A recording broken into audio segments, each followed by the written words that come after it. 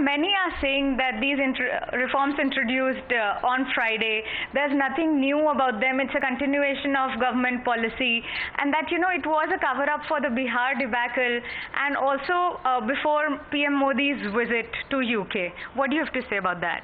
Yes, you're right in a way about the continuing and ongoing process. You're not right about cover-up for Bihar. These are not things which can happen overnight. Once the results is known, you want to do a cover-up. No way, it doesn't work that way. These are things on which a lot of work go, and after the logical conclusion is reached, we announce.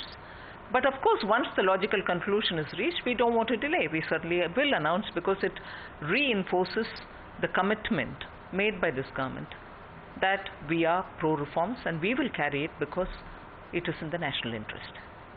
Ma'am, what is the FDI and FII in banking sector, the fungibility in FDI and FII aimed at? Do you think you risk importing volatile foreign capital? And last time this fungibility was kept out from the banking sector. Why the sudden change of heart? Well, not sudden really. We have taken a few months. We were cautious. I think now there are reasons for us to believe that yes, we can be a bit more open about it. And therefore we have gone ahead.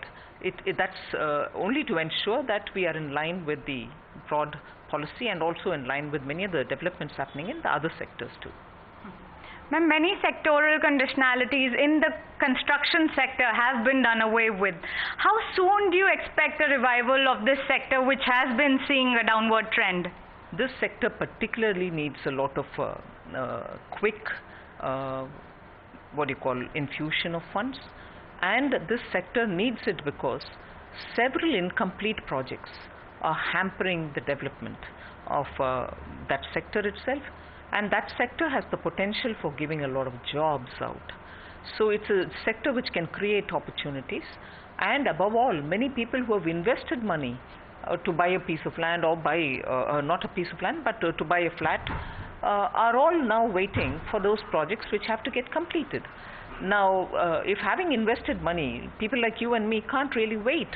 We have waited long enough, and the developers have no more money left in their hands. So unless they are able to get some funds, these projects which are long pending will not even get completed.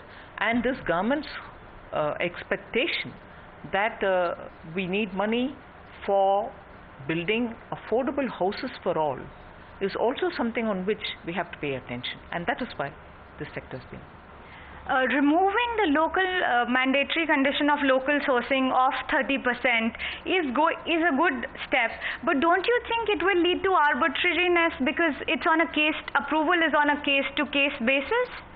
Well, the idea is for some goods or some stores, it is just not possible, particularly at the high-tech products, of which Indian consumers do have a great penchant for, and they do buy a lot of these goods.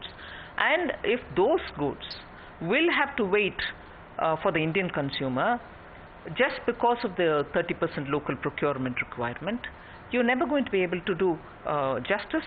This money would just go abroad. You will go to Dubai, buy it and come back, rather than buy it in India. So we wanted to be sure that for these high-tech producers, where 30% is not going to work out at all, we have to be reasonable, otherwise this money would just go away. How should one read into this decision to allow, e-commerce in single brand retail? Do you think the BJP is kind of lowering down its tough stance and opposition to FDI in retail?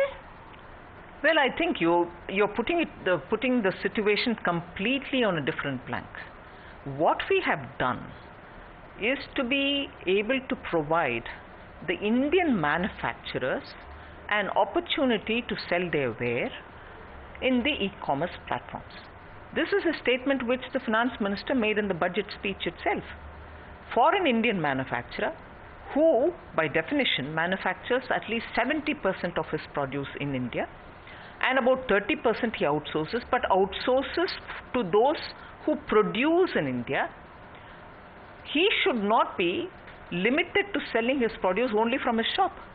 Now, after that, if he had to hunt for a marketplace being provided by some other e-commerce firms, it just is self-defeating. So what we have done in this is, for Indian manufacturers who produce 70% of their produce in this country and who outsource to 30% of their products. But for those who produce in India, we are saying you can sell them in through a platform, the e-commerce. That's about what we have done.